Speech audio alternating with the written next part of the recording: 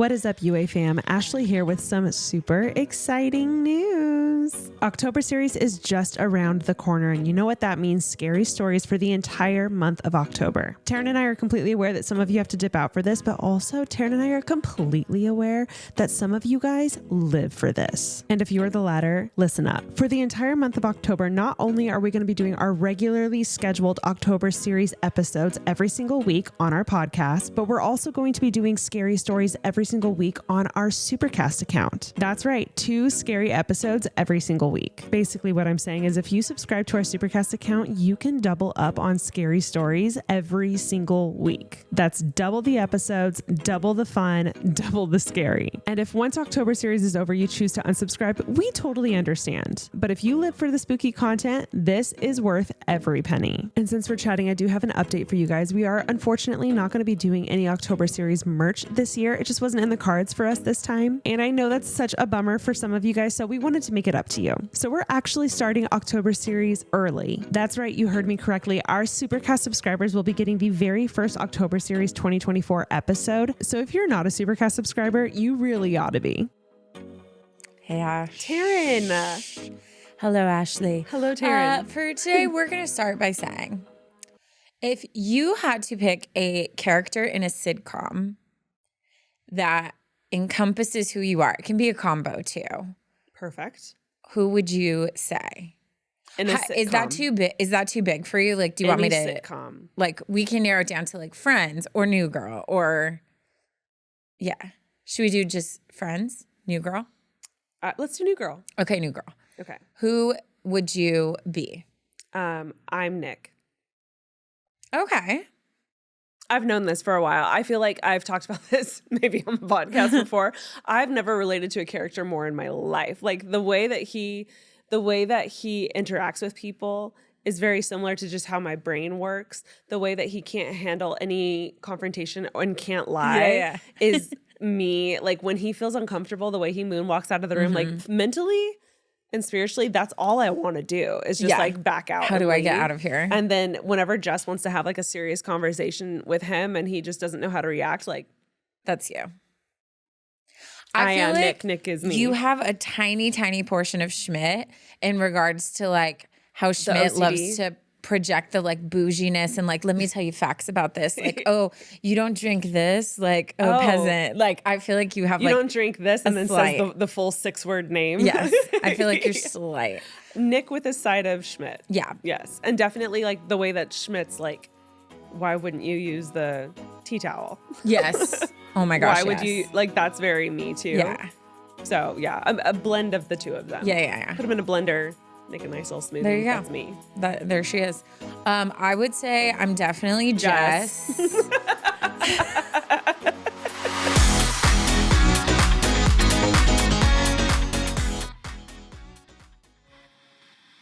Today's episode is brought to you by BetterHelp. As you guys know, me and Ash are huge fans of spooky season, but there are certain things you want to be scared by and others that you don't. Because sometimes the scariest thing is not facing our fears in the first place and holding ourselves back. As you guys know, I am a huge fan of BetterHelp, and they were a huge part of my healing journey that I went on a few years ago. And my favorite thing about BetterHelp is how easy it was to message my therapist to maybe change an appointment or to let her know, hi, we might need to do 2 this week. Overcome your fears with BetterHelp. Visit betterhelp.com/unsolicited today to get 10% off your first month. That's BetterHelp, HELP.com/unsolicited. Also, if you have any stories that you would like us to read on our podcast, this is your moment to shine. Send your emails at, what's the email called, Taryn? Advice, unsolicitedpod@gmail.com. It can be funny. It can be sad. It can be deep. It can be light. It can be your story. It can be a friend's. It could be short. It could be long. All shapes and sizes are welcome. So send it in today.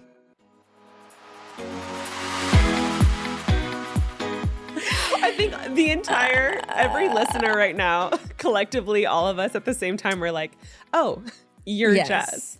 I'm Jess, but I would say like my weirdness is definitely like Nick borderline Winston. No, I was gonna say Winston. Yeah, dude, it's a little. Alicia and I had a conversation. Wow, apparently I've thought this through very clearly. Alicia and I had a conversation when Taryn lived with us because there was this unspoken like thing that Taryn was just always in her room with her dog.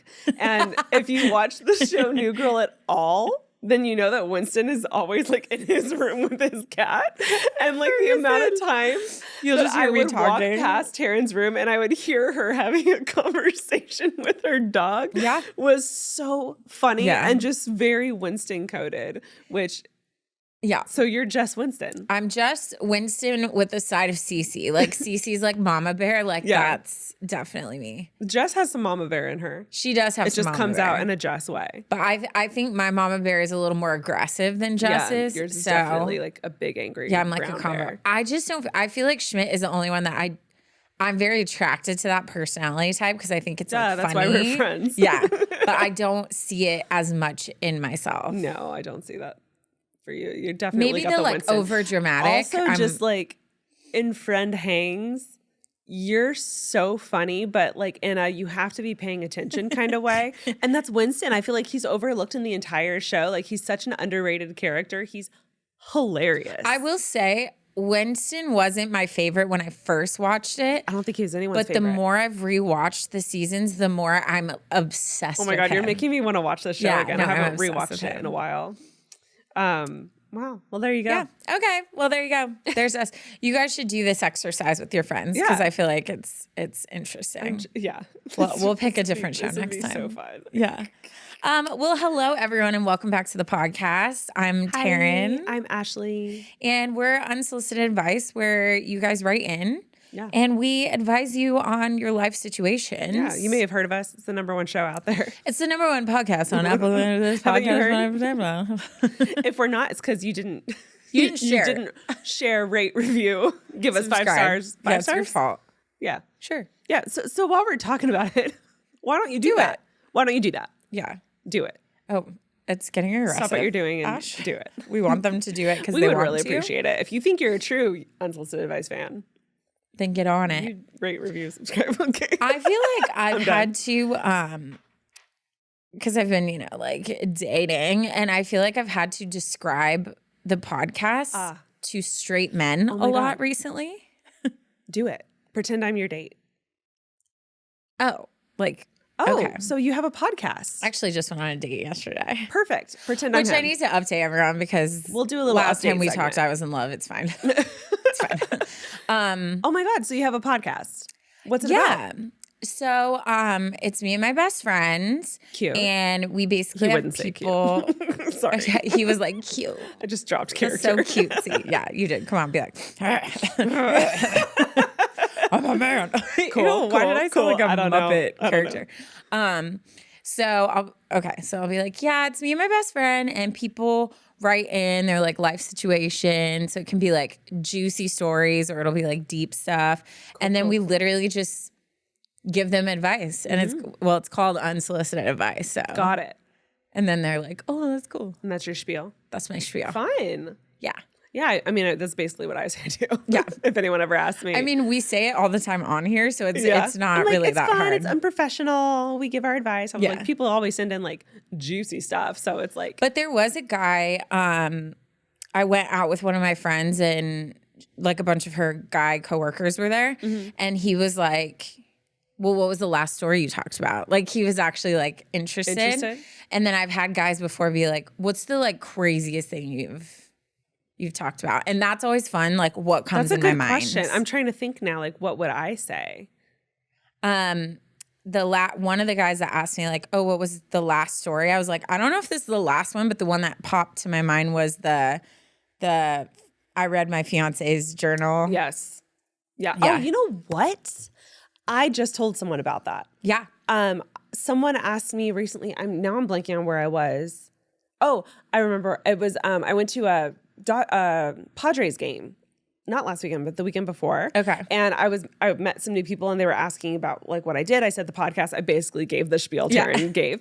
And it's me and my best friend. Yeah. And they said something similar, like, oh, like give me an example. Yeah. Like they didn't ask for like my favorite or most recent, but they were like what's an example? And that was the first thing that popped in my head. I think because we had been talking about it. Yeah. About how crazy it was. And I was like, oh my God, this girl with like zero reason just grabs her boyfriend's journal, reads it. Fiance's journal, reads it, reads too much, knows too much, and then has to confront him because now she feels uncomfortable. And I was like, but it wasn't, I was like, me and my friend were talking about it because it's like, it wasn't like she had, it's not like it was a phone where she could find receipts of him cheating. Like it was a personal, like that's where he's supposed to go with his feelings. That's the beauty of this podcast and why we landed on this premise when we were like brainstorming stuff is because there's nothing more relatable or like addicting than talking about like other people's life situations. Oh, for sure. Because even this time, like we're literally at this like rooftop bar. The fight is going.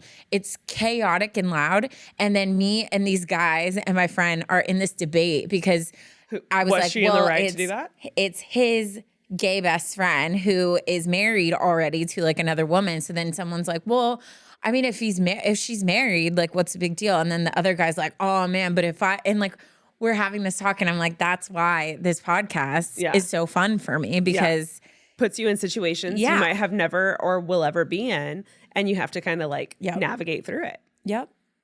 It's good for us. It's good for us. I hope that never happens to me. But humanity. like if it does. Dear God. Yeah, no. I know I'm not going to reach for the journal. I'm never going to read the journal. I will never read your journal. Die with your secrets.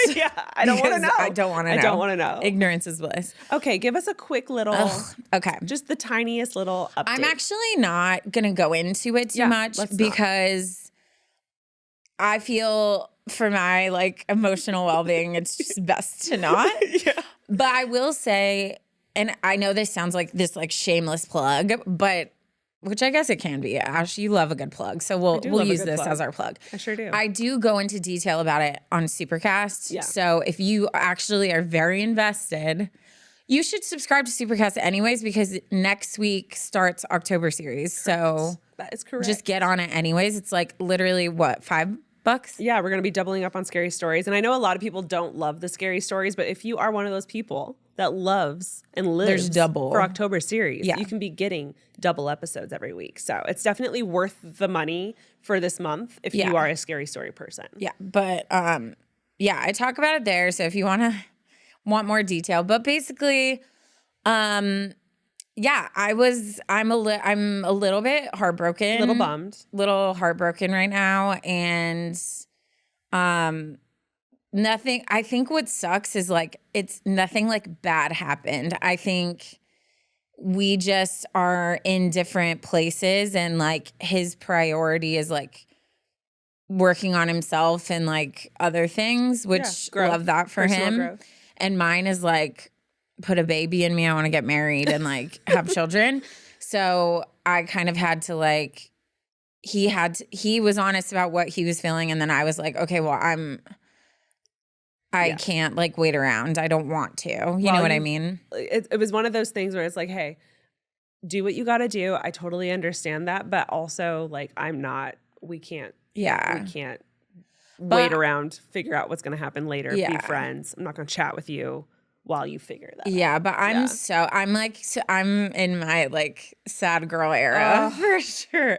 But I'm good. It's like weird because I have this like underlining like peace about stuff because I just genuinely do believe that what's meant to happen will happen. Yeah. And I've talked about this so many times, like when you take out the like what you want the end goal to be, because like the end goal is basically either we find our way back to each other or I meet somebody else. Mm-hmm. So when I take away like that, like I don't know what's gonna happen. I can only control like my next step and what I'm doing. So I've just been focusing on myself, going on dates, which has been like fun. Yeah. But you know what? A strange thing happens when you meet a guy that you're like, yes, I do. Yeah. An amazing guy, and it doesn't work out. And you're forced to go back into the dating pool. Right. It's kind of like when you've only rode coach on airplanes your whole life. Yeah. Then someone surprises you and is like, hey, here's a first class ticket. Mm-hmm. And then you're like, holy crap, I've Flying. gone my whole life without this. Traveling. Then you have to go back to coach and you're like, did they shrink the plane? Like, what? It was why never does a it problem smell before. like this? I used to do 20-hour flights, no problem. Yeah. And now I'm like claustrophobic, can't breathe. Yeah. So it'll be interesting. I feel like now I'm just waiting for my private jet Yeah. to show up in my life. And yeah, it'll be great. Yeah. But I'm getting out there, but I'm also sad. On a scale of like 1 to 10, how down bad are we?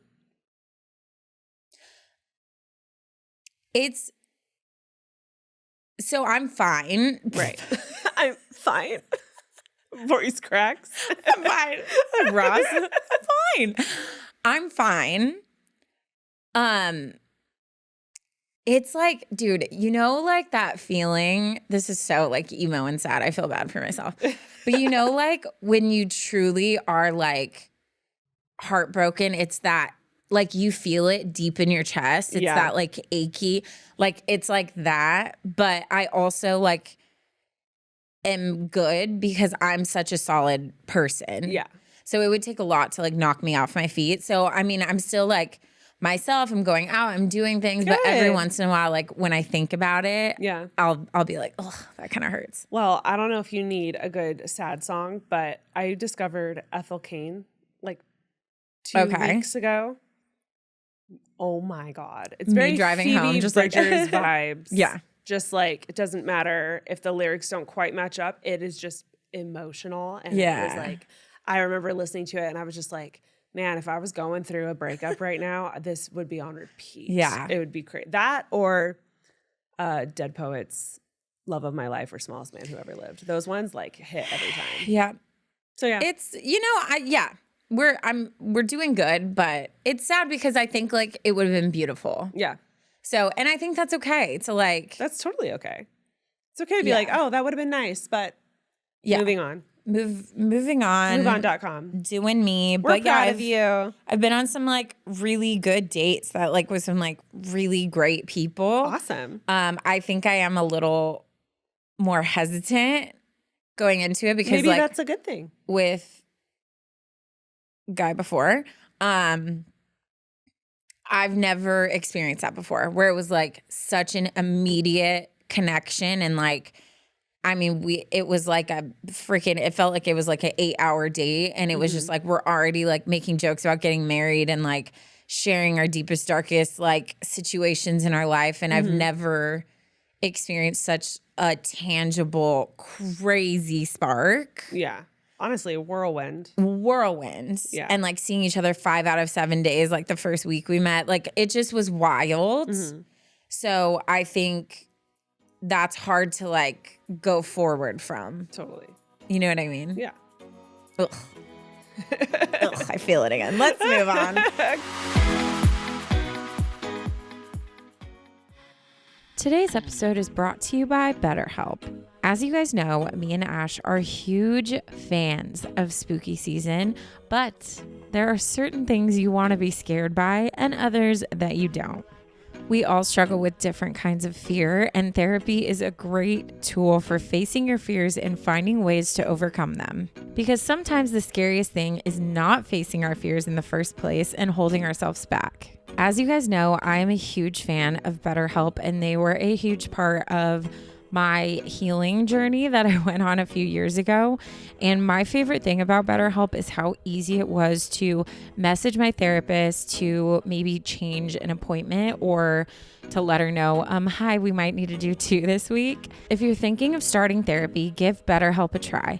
It's entirely online, designed to be convenient, flexible, and suited for your schedule. Overcome your fears with BetterHelp. Visit betterhelp.com/unsolicited today to get 10% off your first month. That's BetterHelp, HELP.com/unsolicited. Let's change it up. Yes. With a tearing it up. We need a tearing it up. You guys already know this is our funny segment. Get excited. This one is, I think you opened up a chasm, Taryn, when you mentioned driving past your ex's family. Shut up. Because I feel like I've seen like an influx of like these titles of being like, oh my God, same, like An me ex too. encounter? An ex encounter. And this one was really good. Heck so. yeah. Okay. Here Bring we go. it. Hey girls, I just started watching y'all's podcast in the last few months and now I've been binging them. I'm obsessed. Hands down, my favorite podcast to listen to. I just love y'all's personalities and y'all's dynamics. You'll read later. She's from Texas. If you didn't catch it by all the y'alls. We've gotten really good at saying y'all. Remember like the first few times we read it and we were like, I am y'all. Taryn and I both are born and raised Southern California. I've met so many Southern people in LA. Yeah. And that say y'all. It just doesn't come naturally to me. My boyfriend says No, y'all. But it does not come naturally to me. And I would be like, better. y'all. See, I have like country roots, so like I can put it on if I need to. But yeah, it's I'm like, what, y'all, you all. She says, Ashley, I feel your pain on a Christmas birthday. Mine is the day after. And I used to beg my parents for half birthday parties so I could have a swim party. The dream. Anyways, my name is blank. She wants to be anonymous. She's from Dallas, Texas. Mm-hmm. She's 33 and married, and she has 2 beautiful children. She continues.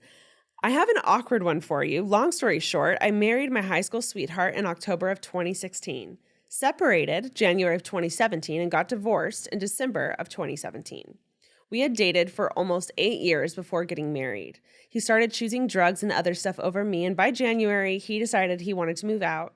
That whole backstory could be a whole other episode. Yeah, I was going to say, wait. She adds in parentheses. I lived through some crazy stuff. But on to the good part. She writes, I met my now husband in high school while working in 2008 to 2009.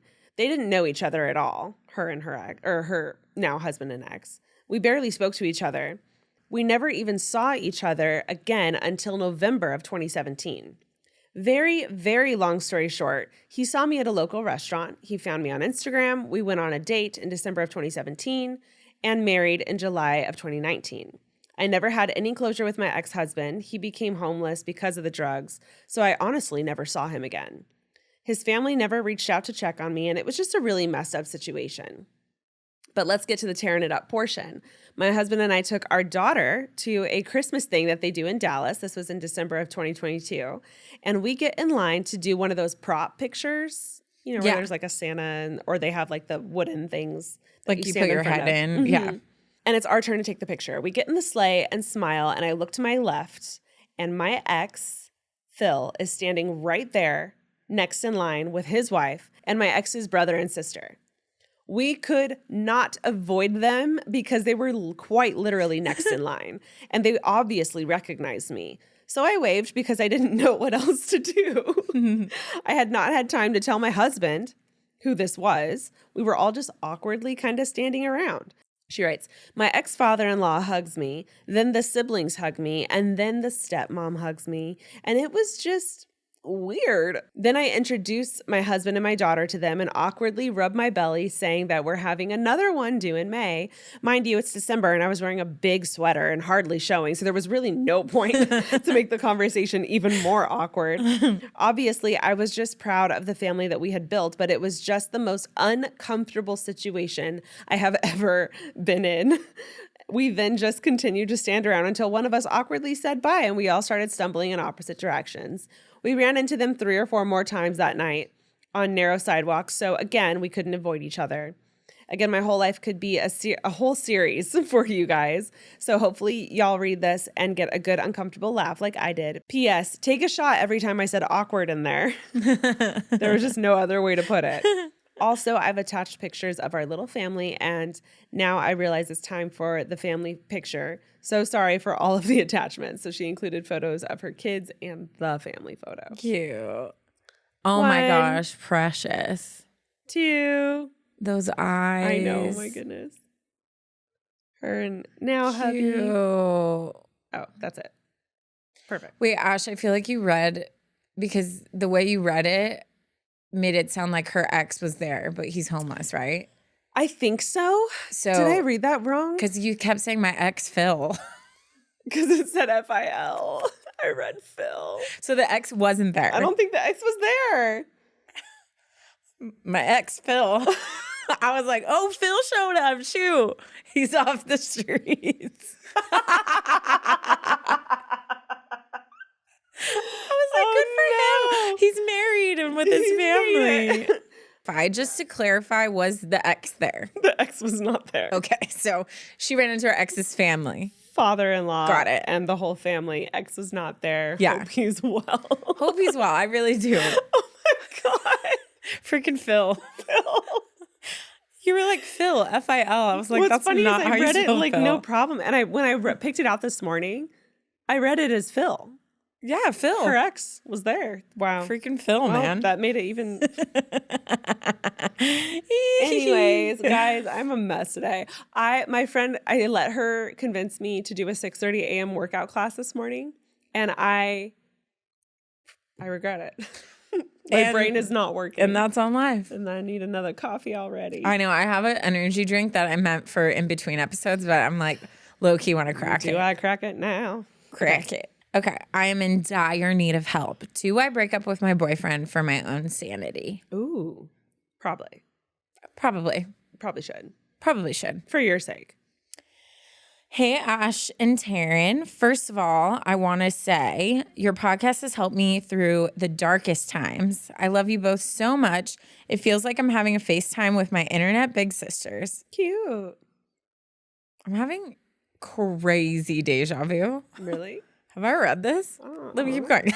I feel like we get compliments all the time, so, you know. Do you know, I think I've shared this, but my favorite theory about deja vu is it's like the universe or God's way of telling you you're in the exact moment that you should be in.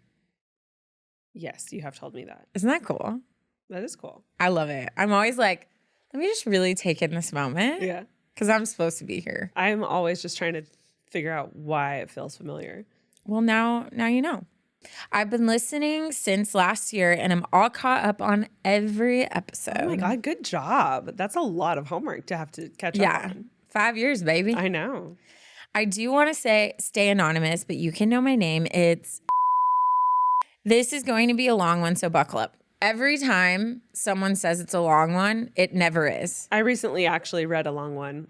That said it was a long one? Yeah.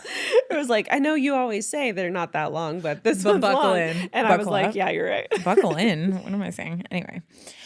Okay. Anyway, let's get into it. So I started dating my boyfriend in January of this year. January, February, March, April, May, June, July, August, September. 9 months. Sorry. No, I was there. I was right there Okay. with you. I needed to know. It was pure bliss until his family went through a horrible tragedy. Since April, it's been survival mode for him. He is now the sole income for his household, him and his stepmom. He has been working ridiculous work hours every week just trying to make it by. However, he has been getting minimal help from his stepmom, who also lives in the house. So he is taking over 99% of the bills. This has taken a negative toll on our relationship in ways such as I'm the one who asks to see him all the time. His effort has gone down like crazy. We don't go out on dates. And all the time we do spend together is in silence on our phones. We both work blue-collar jobs and work long hours. I'm a welder and he's in construction. So we're both tired when we get off for work. Sorry. She's a female welder? Yeah, which like That's hot. hot. Yeah. Yeah. I just I wanted to hope take a you're doing second. like you should be on TikTok Absolutely. because I feel like that would go well for you. Absolutely. Yeah. I foresee that for you, Absolutely. Anonymous. I don't really know what welders do, but I just picture like sparks flying and you're just like with a mask exactly. on. Yeah. I mentioned to him that his stepmom needs to get a job because he cannot be responsible for $3,000 plus in bills each month alone. He says she's been trying to find a job, but it's been months at this point. I've mentioned to him that what I need in a relationship and how I felt so disconnected from him since everything happened. He makes changes in the right direction for a few days, but then falls back into the same routine. Me calling first, texting first, asking to hang out first, the list goes on. I feel like I've done everything I could do to support him, making him dinner when he comes over to my place, listening to him when he needs to vent, giving him ideas as to how to delegate finances, everything a supportive girlfriend can do when their boyfriend is going through a crazy time. My question is, what do I do in this situation? I'm mentally and emotionally drained because I'm putting 120% in every day, and I feel like I'm getting 0% back. Thank you both so much for reading this email. I love you guys. Love, Anonymous. That's tough. Obviously, she didn't go into detail as to why he's going through all this, but like obviously, there's not much you can do about it. It's one of those things where he kind of has to like put his head down and like kind of get through this. So it's hard to be angry at him for not having time or not reaching out. Like I don't know. I feel like for me, I think that when you're in relationships with people in life, sometimes you go through chapters where you put your needs on hold for another person. And I feel like, so towards the beginning, as like I'm reading it, I'm like, okay, well, if they're going through a tragedy, there needs to be so much like grace and patience. And if you love this person, like you kind of take on a lot, knowing that it's eventually going to like swing back. It's like a pendulum, right? Like sometimes I need you more, sometimes you need me more, sometimes we're just chilling, right? So that's how I was leaning in the beginning. But then when she started to explain like what it is that she's needing, and it's like, just text me, call me, like try to plan on seeing me, like that's where I'm having a little bit of a harder time with being like, oh, just be patient, be patient. I wish she would have gone into a little bit more detail as to what the tragedy was. Did we lose someone? Because that's a lot. Assuming. I wouldn't blame him for not having, his head on straight when it comes to like texting or reaching out, because that deeply affects him. Like, I guess there's a difference in the type of tragedy that's happened to the family. If things just kind of got messed up for a bit, then I'd be like, yeah, get your act together, text me back, or text me first. But if there's been a loss or something like that, that's a little harder. Well, and I mean, the reality is whatever you're going through that's causing you pain, like it's valid. And I've talked about this before. Sometimes I think it's easy to like compare pains. Like if I'm struggling with something, I can easily look at the world and things people are going through and be like, oh, well, I don't have a right to like be upset. But if that's like the hardest thing I've ever been through, then it makes sense if like it's taking me, like I'm down bad because of it. So, I mean, how he's dealing with whatever he's dealing with is one thing, but I also think you're your own individual person and you have to decide what you're able to give or not give. Yeah. And I feel like if I were you, I would sit with him, and instead of more focusing on what he's not doing, I would like strip things away and just have really open, honest conversations about like where he's at and what he's feeling. Yeah. Like I would ask him like, hey, I've noticed like your communication is like drastically dropped. Can you help me understand like why that is? Like, do you feel like you just want to be isolated? Like, is just the act of texting me overwhelming? Like, where are you with that? And I feel like that would help bring some clarity. If it's just he's in this place where he's like, look, like, I'm tapped out. I don't have the energy to put into you. Like, you can't be a priority to me right now. Yeah. Then I feel like that's where you need to decide. Like, you're not married, so you decide like whether that's something you can commit to, like maybe a year or two of like building back the pieces, or you gracefully wish him the best and walk away. Like, make your welders TikTok.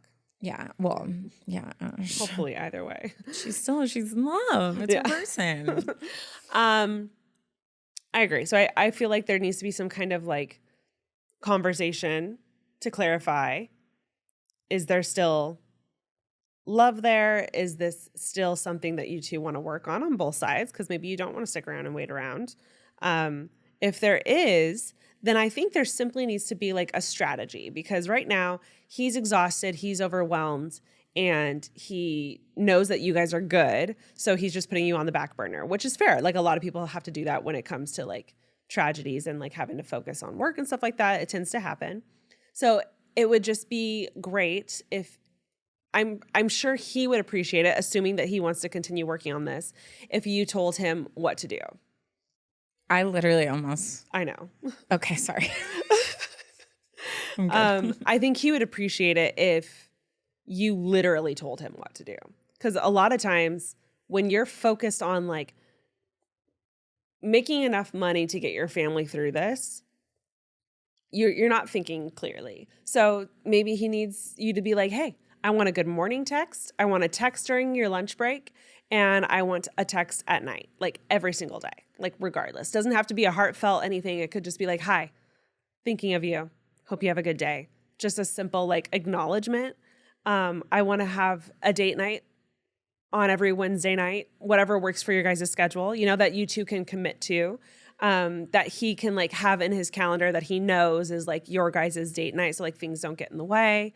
I think you guys can come up, we talk about this all the time. I think you guys can come up with a safe word where instead of being like, I haven't talked to you, I miss you, blah, blah, blah, saying all the same stuff, you can just be like, hi, Code Red over here.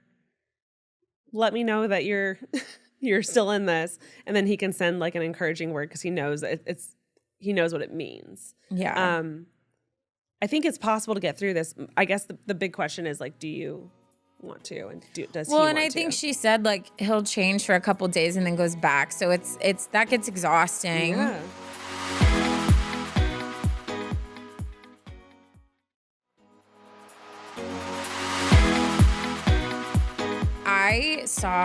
I came across this guy's TikTok and I wish I could give him credit because it was like so what's it called? Profound. Mm-hmm. Wow. Words. It was so cool what he said, so I wish I could give him credit. But he was talking about basically like for women to make a decision on whether they want to wait for a man to like get their life together or not. And he was like, you have to differentiate between are you just looking at his potential or is he in process? Mm-hmm. And like potential is something where we fall in love with the idea of what somebody could be. Mm-hmm. And so we're like, oh, but like, I see so much potential of this, this, and this. Him there. Yeah. Versus like life happened and this man is like focusing on rebuilding who he is, like what his passion is, like who he is as a man. And he needs to. And you see that he's in process. So you're waiting for him to get through his process and like be the person he wants to be. And so I think that is something I think applies to your situation too. Like for me, I'd be like, okay, obviously like you're going through stuff. So what are the steps you're taking? Like, are you in therapy, like working through what's going on? Are you, like with his mom, like, are you like helping make sure she's getting the right support she needs, mentally and emotionally so that she can get back up on her feet? Like, is he in process and he's taking steps and like doing those things, or is it just you're wanting things to be back the way they were, which sometimes tragedy hits and it never returns. So I think you've got to see where it is. But bottom line, it's not your tragedy and he has a right to process it in whatever way he needs to. Yeah. So you also can't just like put all these demands on him and expect him to do it. But I don't know. Sometimes you just got to see where he's at and then decide for yourself, like what your like boundary is or what you're willing to take, you know? It's also a bummer because she says they've been together for 9 months and the tragedy has taken up 5 months of those 9 months. So realistically, you've only had like 4 months of actually being together and working on your relationship. So in a weird way, it's almost like you're still a very new relationship. Obviously you haven't even hit a year yet. A lot can change within a year, feelings and, life. But you only had 4 months of like building that relationship before tragedy hit. Yeah. So you might not have even been on like a solid foundation before this happened, which Yeah. makes it even harder to like have these kinds of conversations because you just had to jump right into like survival mode, specifically on his end, but yours as well. So that I feel like that has a huge part to play of like, I don't know where we stand. Like, I don't know how to tell him like I need. And that can attention. happen. Like my brother and his wife, she went through a tragedy like right at the beginning of them dating, but they grew closer together because like Brett became her support and she like leaned on him like crazy. So like it brought them closer together. And, you know, like that's the whole thing about dating is like you want to experience different life situations with that person so you can know how they handle it. Yeah.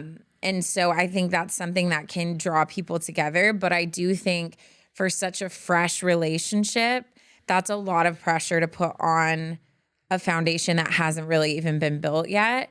So I don't know. Like, I don't think it's crazy to step away and just be like, hey, like, I recognize that you need time. You I need to recognize process. I'm not a priority. Yeah. And I shouldn't be. Like, you have a lot to juggle.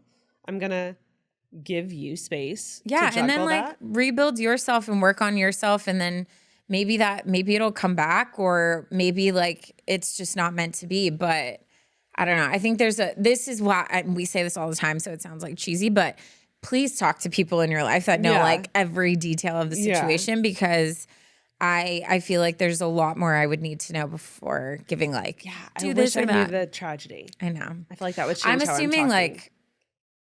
I'm assuming like maybe his dad passed because Kinda he's sounds taking like care it. of his stepmom, Yeah.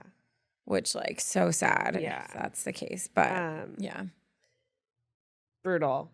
Such a tough And I wouldn't spot to recover be in. either. If No. one of my parents passed away, I'm looking at a long chunk of time before I'm able to focus on anyone. Possibly years. Yeah. Possibly years. And that is a So. huge responsibility to just get thrown onto your shoulders. And you can't make it about yourself because it's his thing he's going through. It's family. That's tough.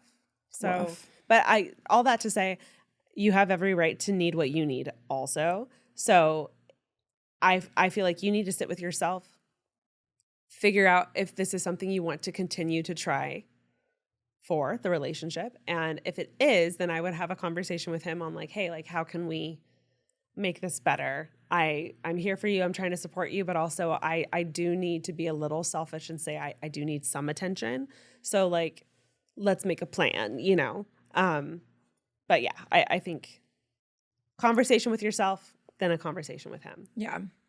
Woof. I'm sorry. I know. Would love an update, Yes, please. but you got this, girl.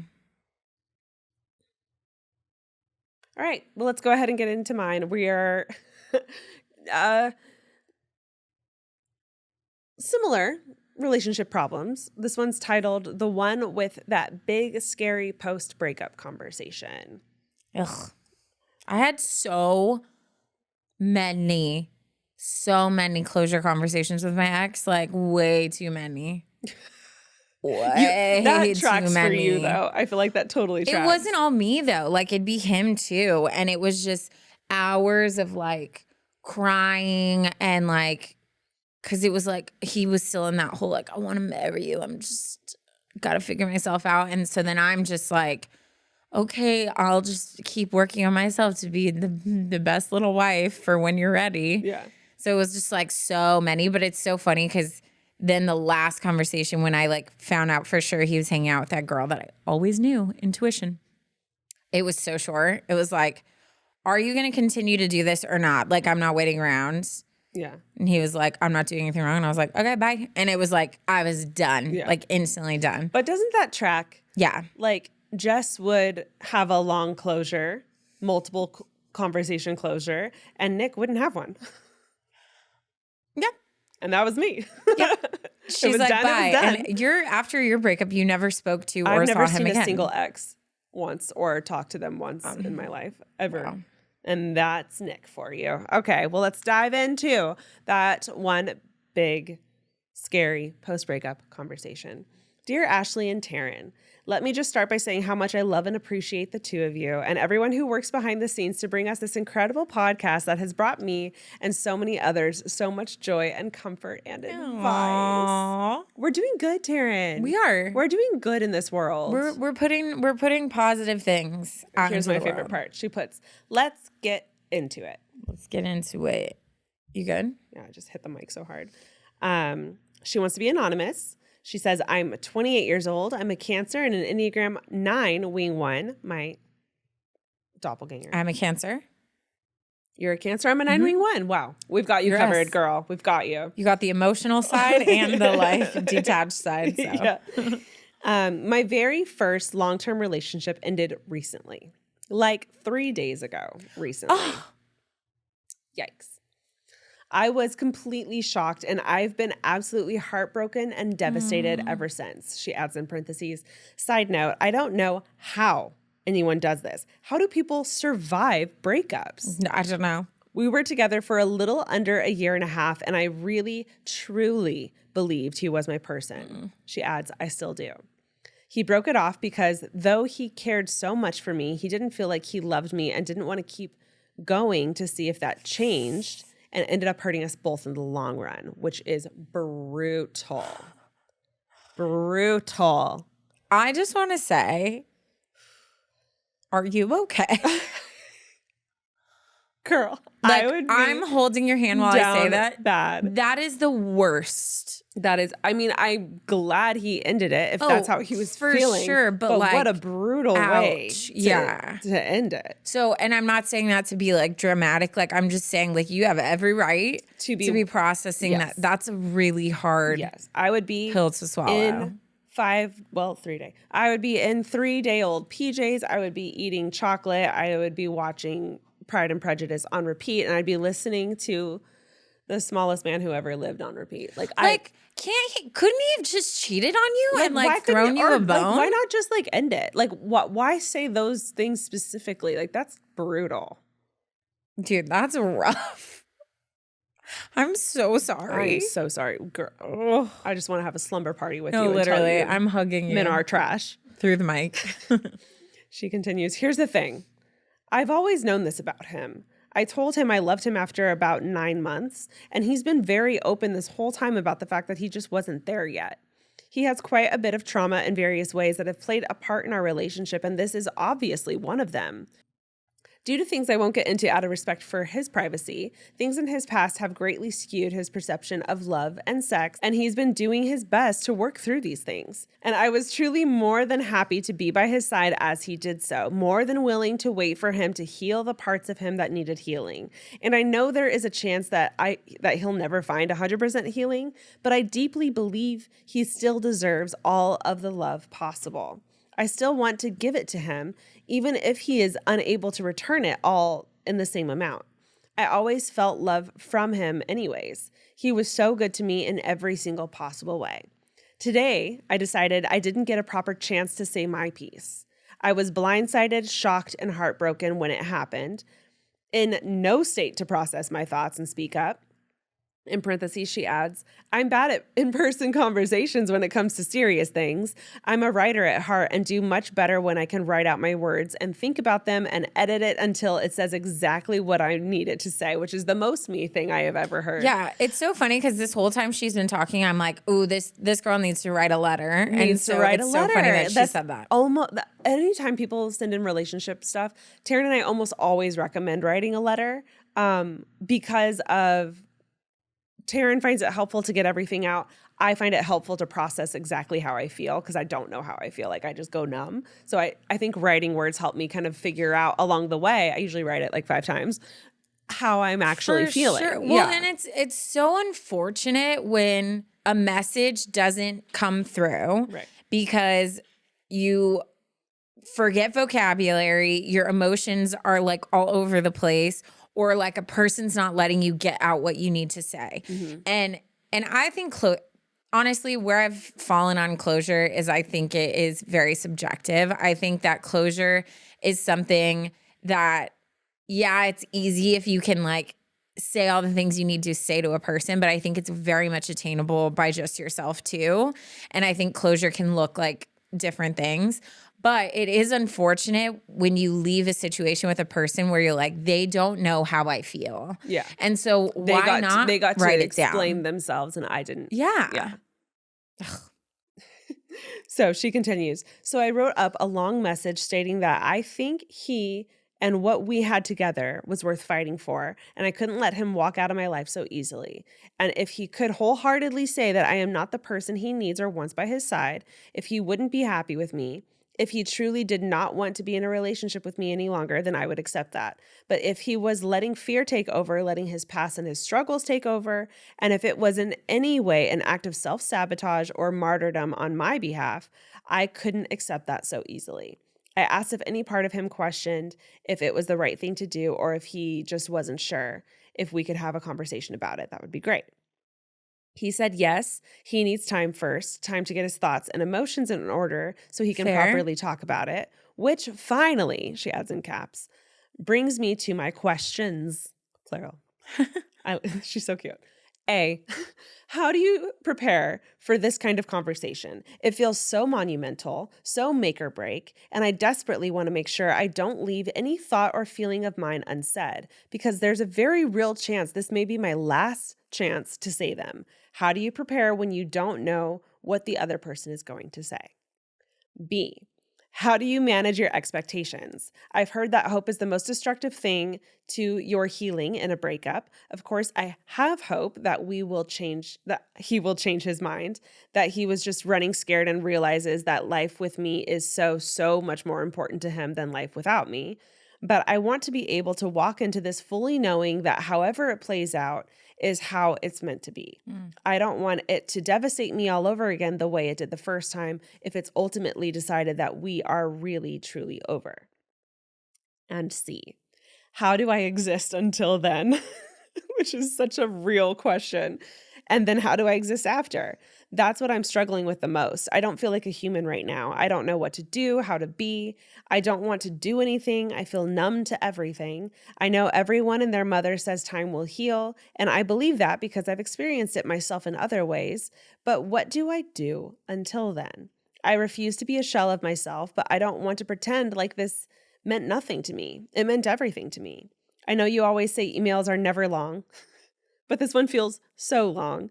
So I'm going to go ahead and apologize for that anyways. I would so appreciate it if you read this on the podcast, but even if you don't, I understand what everyone says when they say it felt so good to write it out. I may not have answers yet, but I feel like I understand what my questions are and what I need so much better than I did this morning. If you made it this far, I love you the mostest. JK, love you the mostest anyways. All the love always, Anonymous. P.S. Even though it royally sucks looking at pictures of us right now, I did attach one just for you Oh, too. thank God. Oh, Like forever. Anytime I show a photo, I'm like so aware of like trying to not show it on the camera. yeah. This is so brutal. I haven't been through a serious breakup in a really long time, and reading this really just like put me like right back there. This is such a sucky chapter of life to be in. So I really do. I feel so bad, and I am so sorry that you're going through it. Though again, the way he worded it was so brutal. That was so tough. So I really hope that you are surrounding yourself with girlfriends, surrounding yourself with family, like taking really good care of yourself, because that's so important at this specific period. I do want to get into the questions, but do you want to share your thoughts first? I think honestly, we can talk about strategies for the conversation and things, but the main thing that is so like blindingly like obvious is how much pressure you're putting on this conversation. And I'm going to tell you something that hopefully will create freedom, but it also might stress you out too. Deep breaths. There's nothing that you can say or not say that's going to make or break the situation. Mm-hmm. If this man is that easily led by you saying a sentence in a correct way or not, or saying something or not, that's not a relationship you want to be banking anything on. Yeah. Like, how exhausting would that be if like everything in your life had to do with like, oh my gosh, like I said this wrong and it triggered him and now he's gone. Like having to tiptoe around Yeah. someone's emotions like that isn't sustainable. And you're not going to have a successful conversation with him if you're putting that much pressure and weight on how or what you say. So I think you need to step back and realize like, if this is your person, it's got to be because you want it and he wants it. If this man does not see you and appreciate you for who you are and want you as much as you want him, he is not your person. And like, I think that you're wanting it so bad because he's not wanting it. You're trying to like will it for the both of you. And I think that there needs to be a step back. And before you go into that conversation, you need to remember who the frick you are. And you need to know that you are also a prize. It's not you trying to convince him to see what you bring to his life. Like, I'm sorry, if he doesn't see it, honey, like, Yeah. it's not it. Yeah. And I do agree. I think I understand being bombarded with something that just like completely shocked you. You didn't see it coming, getting so overwhelmed that you didn't get to share how you feel in any way. So I understand why you're going into this closure or why you're wanting this closure conversation. I do. I just hope that you aren't I guess this comes to like one of your questions, the expectations thing. I hope you're not going into this with high expectations because I think, you know, being together for a year and a half is a long time, plenty of time to know whether you're like in it or not. And I feel like him backing out says a lot. That's a lot of time to be like, nope, I'm good. I'm going to end it. So I would go in with very low expectations. In fact, I don't think I'd expect anything. I would expect to walk in there and just like share my feelings so he knows how I feel and then leave. The expectation should be on you and you alone. Yes. What am I going in to do? What can I control? You cannot control anything outside of what you physically are present doing. So I can control the actions I'm doing with my body and the words I say. That's it. Life becomes so much more free when you understand if it's not in your own hula hoop, it's not in your control. And if you're worried about his response and it devastating you, I would actually highly suggest you wrote the letter. I don't think you need to see him in person. I think you could send him the letter. And then She did send him the letter. Oh. She sent him the letter, right. asked him if they could talk. He said he does want to talk, but he needs time. But she wants to talk in person. Yeah. So I think more of the talking is going to be hearing more from like where he's at. Got it. I would have on your notes app, I would have in bullet point form the few things that you feel like you would love to say. And then I would go in it where you are really trying to hear what he has to say, ask your follow-up questions, but also communicate what you need to. But the second it turns into him being like, I'm sorry, this is just how I feel and I just don't want to move forward, that's where you need to, again, cut it off. Remember who you are and you leave with just a graceful, like, I'm sorry for your loss then because I know like what we could have been. Yeah. And then you walk out. But yeah, that's your decision and he's allowed to make that decision. And that's when you respectfully like leave. And it's just, the reason I got so passionate when I'm talking to you, and I hope you didn't think it was like condescending, but I just hate watching those conversations where people are just basically begging for bare minimum from people who just bottom line, like they don't appreciate and they don't see you. And if this has to do with his damage and he's scared and he's running, that's one thing. But then he should be the one that's communicating, I messed up and I have to have you. Like, you're what I want. You can't be like, I need to just tell him the things he needs to hear so that he wants me. Like, at the end of the day, like, you should not be fighting for anyone to like give you what you deserve. Yeah, it doesn't work like that. So I think that's how you can prepare. I think an outline is perfect. I think it sounds silly, but showing up with like the letter or notes or any form of outline, like Taryn said, is so fine. That's how I would go into like a really serious conversation. I think that's super helpful. And like, you don't want to forget things. And if this is the end and this is the final conversation you have with him, you don't want to forget anything. So definitely have an outline. Don't be embarrassed about the outline. Yeah. Absolutely manage your expectations. I would go in there with a plan to share my feelings and leave with satisfaction in the fact that I got to do that. And that would be my expectations. I would not start fantasizing about like what could happen if you guys end up back together, or if he somehow changes his mind. Obviously, if that happens, like that's awesome. But like, let's not even go there. I wouldn't even go there because I feel like it's going to hit you just as hard as it did the first time if you go into that with expectations of him changing his mind in any way. It's just very unrealistic. And we want to set yourself up for success. Well, yeah, and I think a dangerous zone that especially women fall into is we try to interpret what people say. Oh, but we try to read the potential. We try to sugarcoat what you say because we are like, oh, I think he meant this. Yeah. Or I know he's gone through this, so this is why he's doing this. Yeah. And at the end of the day, when people tell you who they are, listen. Yeah. If he's telling you like, I don't want this anymore. Yeah. I'm not in this relationship anymore. I don't feel the way that I should feel about you and like what you deserve. Don't read into anything. Yeah. Just hear what he says and then move on. So many women will be like, oh my God, but he's gone through, even you, Anonymous, so many women will be like, he has so much family trauma and baggage. Like that's what's speaking right now, not him. And at the end, I'm like, no. And he maybe literally ended it with you. And like maybe it did stem from trauma. It's not your job to interpret it though. But at the end of the day, he ended it and he said what he said, and he should be held accountable to what he said. He should be the one that sits back and is like, whoa, that was coming from trauma. That was not what I actually meant. Yeah. And then if he cares about you enough, he's going to come to you and correct it. If he 100%. doesn't, then that's not your job. It is no one's job to carry anyone else's baggage. So I understand, and I think it's beautiful that you are able to like see his past and his trauma through like the thick of all of this and see how like that's affecting him.